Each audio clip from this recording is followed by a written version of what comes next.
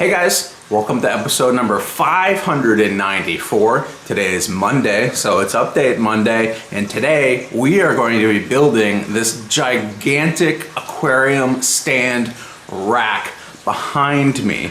This is the rack that's going to house our 12 Zoom Ed 50-gallon lowboy tanks. This is a big project. It's a lot of fun. I've got a ton of time-lapse footage to share with you guys of the construction of this and how to put it together.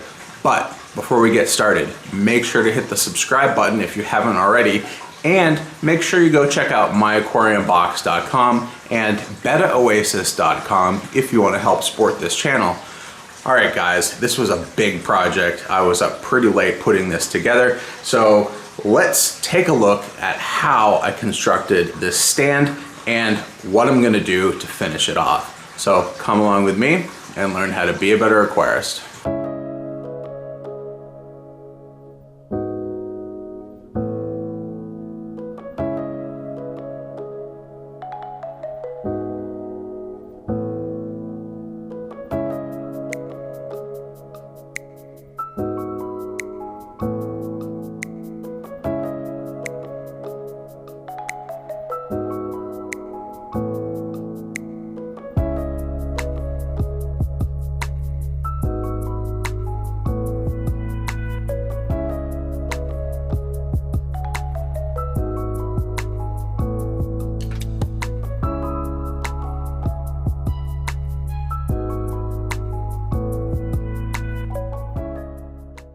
Alright guys, we've reached the point in the project that is trickiest. So I wanted to walk through all of these legs and how I've set them up so that we can cut all of them exactly the same with this circular saw. Now, this is a DADO style stand construction. So what that means is we're going to take a chunk of wood out of the side of this 2x6, which is equal to the dimensions of a 2x4, so that we can run that 2x4 right in the same place so that all of the weight from this stand is going to go directly to the legs. It minimizes the amount of lumber we have to use, and it's super efficient in its design. It is a little tricky to set up. So what we have here is 10 legs, because we're building a fairly large stand. If you're building a stand for one aquarium or two aquariums, you might just need 4 legs, but we have 10 legs here. And what I did was I put a B for bottom of the stand on each one of these legs, and then I clamped it on both sides. So we got a clamp here and we have a clamp there. I loosely clamped it, and then I tapped it with the hammer until the bottom was completely flush. This is the important side. The bottom needs to be completely flush because we want all of these legs to be exactly the same height. So once these were all even on the end here, I tightened up this clamp. And then on this side, it's less important that all of these be even because this is the top of the stand, and I put a T on each one of the top pieces. And the reason it's less important for this to be even is because we're taking this entire section off the top, and that's where our top rail is going to live. So if these are, you know, 1/8, 1/16 of an inch different at the top, it's not going to matter because they're all getting cut here, and this is going to sit even on the top. So when you're lining these up, make sure that your bottom is the place that is flush. Now, how did we mark all of this out? We just took a yardstick here and measured out exactly what we wanted for our dimensions. In this case, it's 16 inches here, and this is the bottom part of the leg. This is going to be where the floor is, and then we've got our 3.5 inches here, which is where our 2x4 will go, and then I believe we have 18.5 inches here, and then another 3.5 inches for our next beam, and then 18.5 inches, and then 3.5 inches here for our last beam. So we'll be able to get 1, 2, 3 aquariums on top of each other once we complete this dado cut. Now I have this spare 2x4, and I did a couple things with this. The first thing I did was I set the depth of this circular saw. This is not plugged in at the moment, so no worries here. But what I did was I adjusted the circular saw to make sure that when it was cutting, we are at the exact depth of a 2x4 to make sure that the cut that we're making is going to go exactly the right depth, so that that 2x4 can sit right into that 2x6. So that's what we did with this scrap 2x4. We also have it handy so that once we're done cutting this out, we can sort of test fit to make sure that this is going to go in, and that everything is finished and finalized. Now, one last thing. Circular saws are not great at cutting straight. They tend to, be difficult to get to go in a straight line. There's a little guide here so that you can kind of go straight, but usually what people do if they're using a circular saw to cut like a sheet of plywood or something is they just clamp a guide down and then use that guide to help this circular saw go straight across the board. The problem here is a dado cut is a lot of smaller cuts. So we're going to make a cut here all the way across. Then we're going to make another cut and another cut and another cut and another cut until we've cut almost all of this material out in this section. So we can't keep clamping things down and cutting and clamping things down and cutting. It would just take way too long. So I did manage to get this tool by Craig, and it's designed for circular saws. So first of all, it allows you to get a square cut, right? It gives you this square so that you can rest your circular saw against it so that you're cutting square down the line. But it also has this little finger that sticks out here, and this is adjustable. I've already adjusted it for my circular saw. It'll be different for everyone's circular saw, but essentially what it is it's lined up so that this point here, wherever I put that is where that blade will start to cut. So it's aligned perfectly to where my blade is going to cut. So while I'm cutting, all I have to do is hold down, like keep good pressure on this so that it's pushing against it here, so that it's pushing down, so that it's going to keep it square and keep its position. And then all I have to do is every time I make a cut, I can just bump it over a little, make another cut, bump it over a little, make another cut, bump it over until we've cut this entire section out. And then we'll see what it looks like once we've made all of those cuts and how we're going to clean it up so that we can start to assemble the stand itself. This is a super handy tool. I would highly recommend using it if you're going to attempt this project. And again, like we said with the bottom of this stand being flush, this is important that this is flush. It's also important that we get this first cut exactly right and that we get that flush. So I've made sure that this tool is on the lower side of the stand rack boards so that the very first cut that I make here is exactly on my cut line, to make sure that that is where my 2x4 is eventually going to rest. And then the last cut up here is a little less important because there's no weight that's going to be up at the top there. You want it snug so that it's not loose, but the most important cut is that this is straight and accurate, just like the bottom here. So we're gonna go ahead and cut out this dado, cut this one out, and then cut this one out as well. So we will have 10 legs for our gigantic Zoomed 50-gallon lowboy rack that we are in the process of building. So let's get cutting.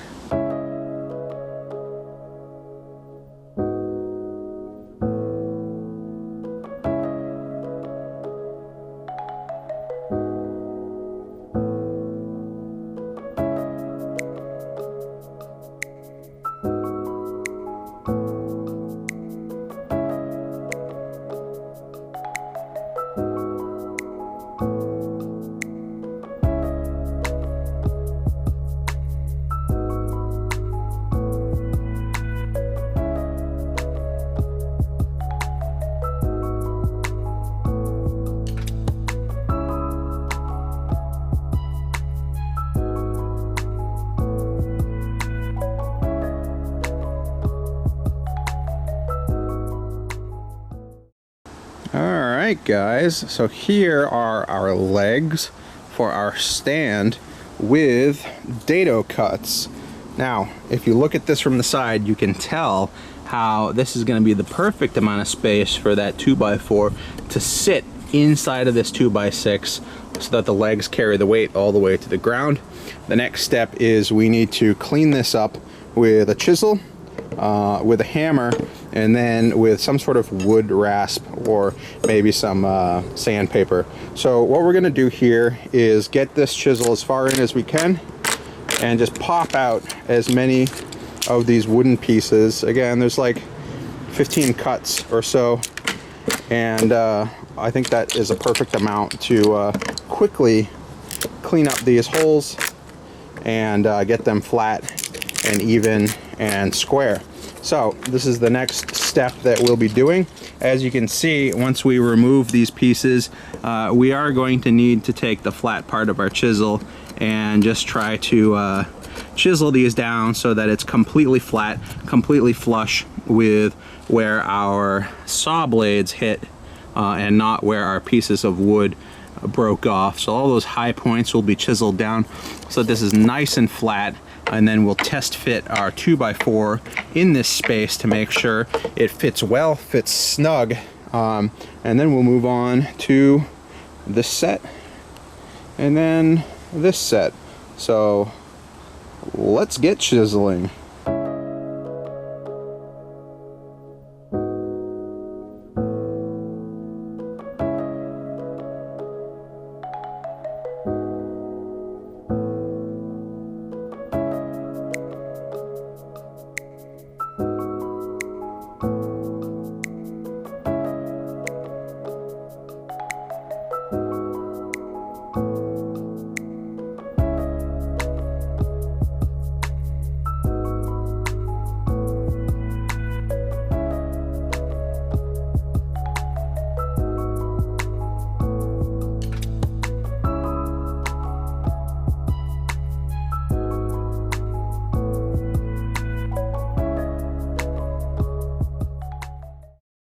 Alright guys, and here are the completed legs with our dado cuts.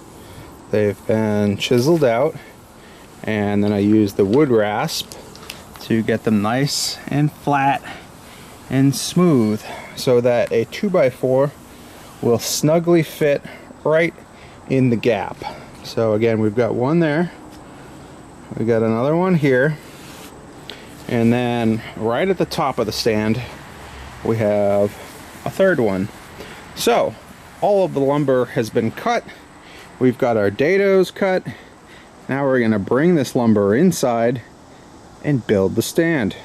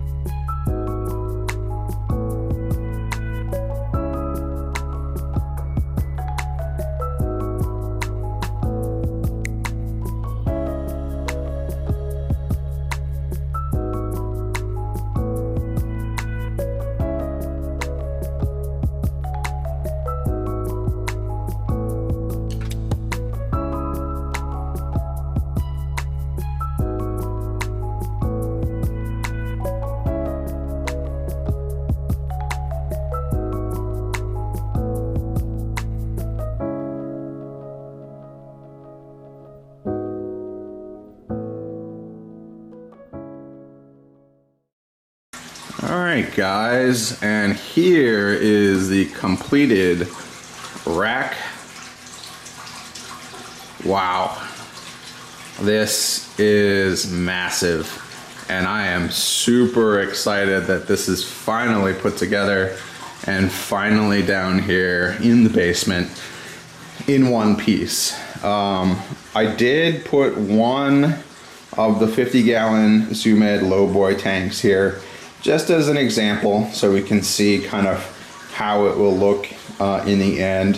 But there's a lot more prep work that needs to go into this stand before we set it against the wall where it's going to live. So right now it's sort of in the middle of the floor here. It's going to give us easier access as we construct it. And the next thing I think I want to do is actually patch it with some wood filler. There are some areas that are a little rough here on the wood, down here, just some areas that have some dings to it, and it's just not as nice and flat and flush as I'd like. So I think what I'm going to do is take the extra time, apply some wood filler, sand it down, and then do my 3, maybe 4 coats of white semi-gloss paint to this stand. So those are the next steps for this stand. But let's take a closer look at this stand so you can see exactly how it was put together and how easy it is to create a DADO style stand. And I must say, I have created plenty of stands and aquarium racks over the years, and this is by far my favorite method. If I was to recommend anyone a method for creating a stand, this would be it right here. And I don't think I would change a single thing about how I constructed this. I think it makes use of the lumber as efficiently as possible, and it looks strong, it looks sturdy, and I'm super happy with the result. But let's take a look at the different cuts of lumber. If you could believe it, there's only 4 different cuts of lumber in this entire rack, and let's walk through them real quick. So the most important part is the legs themselves, and we have 10 of them here.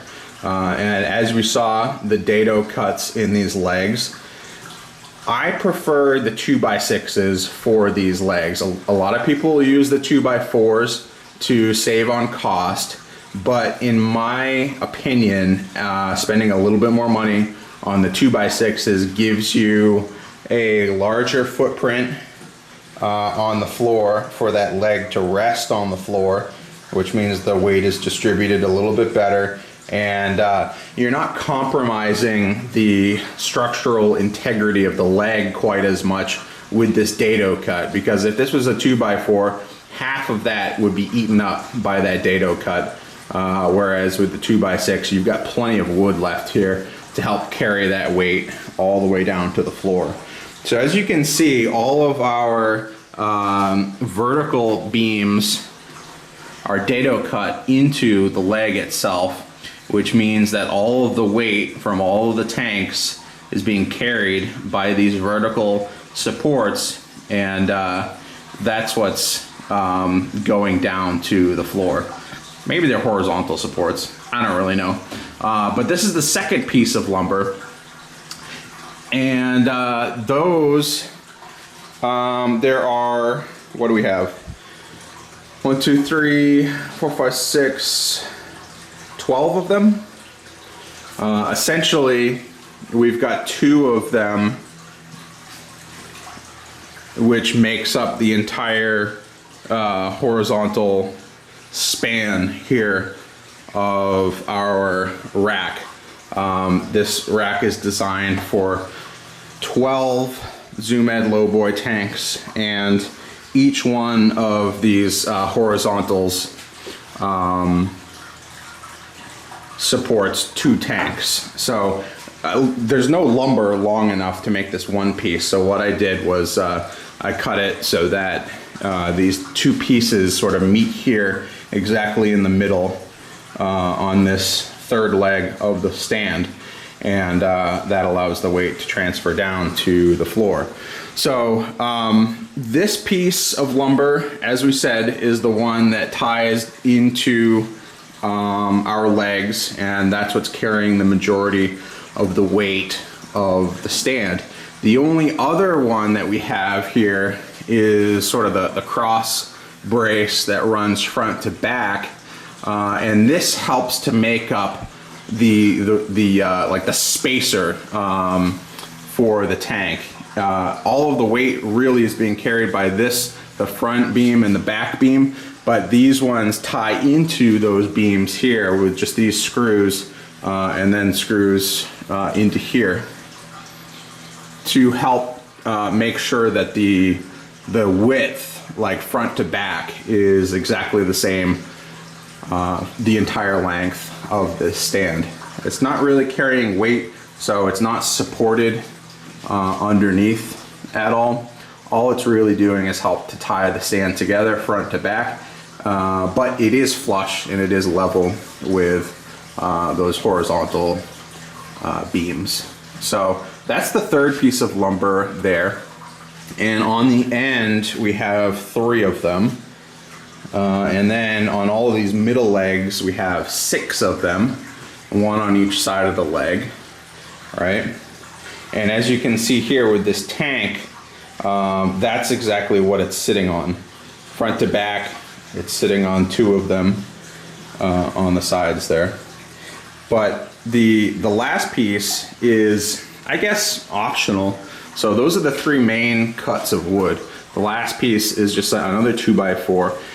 And this is just sort of like an end cap. So because this is the end of the stand, instead of leaving this sort of notched out here, I just added a second piece of wood here, which just helps to stabilize the legs, right? Like tie them together, and to make sure that there's no shearing of the stand, like front to back. But completely optional, but those fit in really nice there, and I just zipped in 4 screws. Again, there's no weight, there's no tanks being supported by that or touching that. As you can see, it just sort of gives a nice clean flush look to the end of the stand itself. And that's it. Those are the only cuts of wood for this entire rack. And what I did was I made sure that the interior dimensions here from one leg to the next leg was 49 inches, and the tank itself, the outside dimensions of that trim is 48 inches. So I've got about a ½ inch of space on either side as sort of wiggle room, and I think that's the perfect amount of space. You don't need any more, you don't need any less. I can sort of fit a single finger in there to sort of make sure that it's spaced properly, and you're good. I have about 8 inches of like head height space here between the top of this tank and the bottom of the next beam, and the tank itself is only 10 inches tall, and my piece of styrofoam is I think either a ¼ inch or ½ inch, and I think 8 inches is plenty of space to be able to reach in even all the way to the back with my hand and still get to anything that's in the tank. Obviously the tanks are empty right now, but you can kind of see what they're gonna look like. Big shout out to ZoomEd for designing the 50-gallon lowboy tank, because I think this stand is going to look awesome once all of these tanks are installed. You can imagine we've got 1, 2, 3 tall, and even the one up here isn't going to be too incredibly tall. It'll probably only come up to about here. So even on a step ladder, I can get my hands in there and work on the tank and whatnot. But obviously we have a lot more work to do here. We got to drill tanks, we got to paint tanks, we got to paint the stand, we got to get more styrofoam in. I'm a little disappointed that this styrofoam wasn't like a ¼ inch longer. I thought that they were 48 inches long on the dot, but they're not. As you can see here, we're just like 1/4 of an inch short. So what I'll probably have to do is flip that styrofoam the other way and then cut a few pieces to fit underneath these tanks. And again, the styrofoam is just to help it self-level, to help absorb any shocks that might happen to the rack or the stand if someone bumps into it. It's not absolutely necessary. The most important part is that you level the stand itself.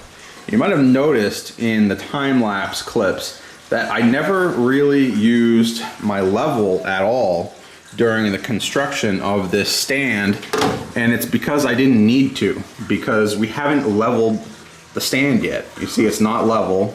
That's because the floor isn't level, but all of these cuts are the same. You saw we created all the legs exactly the same. All of those horizontal supports are exactly the same. All of the spacers front to back are exactly the same. So all of this lumber is all square cut and all assembled square.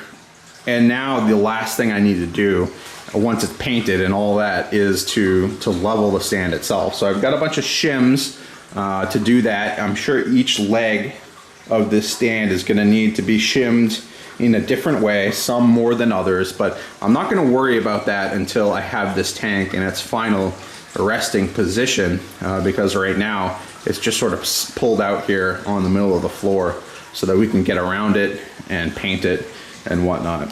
But this is the stand. It used about 5 pounds, maybe a little less, of our 2.5 inch long deck screws. It only used $110 worth of lumber, I think, and I had almost no scrap or waste lumber left over, which I was super happy about. I never like wasting lumber. So very, very efficient to build a stand like this. I'm gonna get 12 tanks on this stand, and I mean, even after it's painted and everything, it's really only gonna cost like $10 to $15 per tank for the lumber and the material to build the stand, which is incredible. It's an amazing deal. So if you are considering building a large aquarium rack, doesn't matter for what size tank, I would highly recommend using the DADO method. It does require a circular saw and a little bit of extra care when you're cutting these legs, because they do all need to be exactly the same and cut to the right depth and everything else, but it goes together really quick, really simple, and I think it will look really good in the end. Now, one other thing to talk about here are vertical or diagonal braces. This stand, in my opinion, doesn't need any additional bracing. What you see here is exactly what it's going to look like once it's complete. I know that with larger tanks, longer tanks, it's often recommended to put additional braces in the middle. That's to help the wood from bowing out or sagging down. But 4 feet is the ideal dimension for a tank when you're dealing with wood construction. If you go longer than 4 feet, like if we had an 8-foot tank here, we would need a brace in the middle.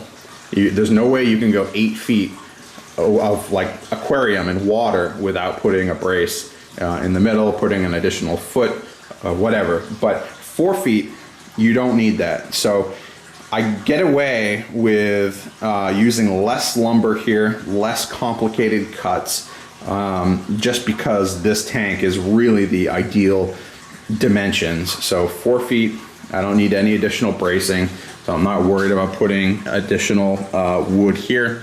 I'm not worried about putting like diagonal cuts of wood here. If you were doing very large tanks, you may want to consider bracing diagonally.